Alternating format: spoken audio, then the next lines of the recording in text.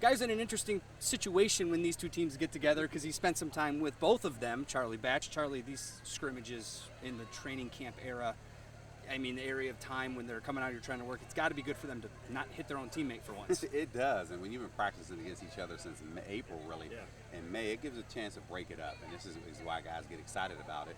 For coaches, it gives you a chance to figure out if your schemes actually work, you're not game planning, and you just want to see your guys compete, and both teams did that today.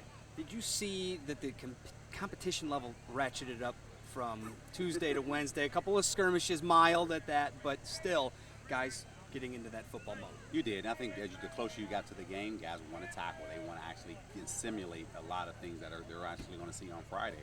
So that's why one of the reasons why they didn't tackle. Yeah, right. If they tackled, trust me, there would have been a lot more skirmishes that were going on. But both of these teams just really got to the point that you're tired of training camp. You're just ready to hit somebody else, and fortunate they were able to do that here. Matthew Stafford, guy who's, I mean, as a guy who's been a Detroit quarterback, knows he's under the gun, knows he's under the spotlight all the time. How is he continuing to progress, in your opinion? Yeah, watching him out here, he looks great. I know they're, more up-tempo, it seems like, than what they've had in the past. So they're looking to score more points, and then what better way to put that ball in his hands, have him shoulder all the load, and I think he's ready for that. And just watching him out here, I mean, it looks like he has the chemistry going with the receivers.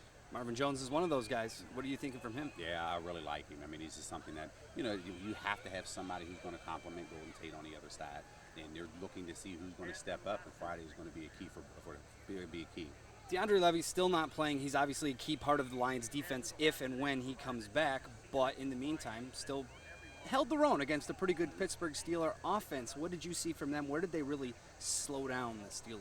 Yeah, because it was so simulated, because it was first and second down, until you got to the actual team where they were moving the football, then you saw some of those game situations happen. And I think they fared very well when it came down to stopping them. I think they would have forced a couple punts in those situations there, but unfortunately, the way the script goes, it didn't happen. So I think they have to feel good about themselves as far as how they were able to come out here, especially when you're competing against Ben Roethlisberger, Antonio Brown, Le'Veon Bell, some of the best players in the league. It gives you a chance to measure how you stand, and I think they should feel very good about themselves. That's excellent analysis. You can catch this guy on KDKA-TV down in Pittsburgh, but I got to ask him, because I got you now on the hot seat.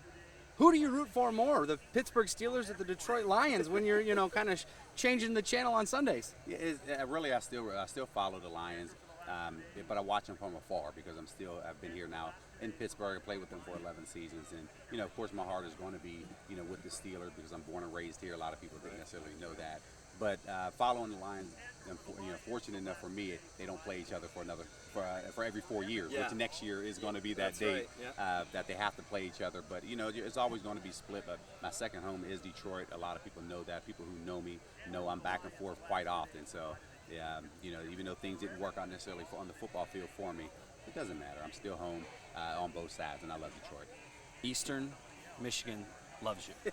Big old poster with his face all over it. Charlie Batch, hey, thank you for your time. Appreciate it. Thank you.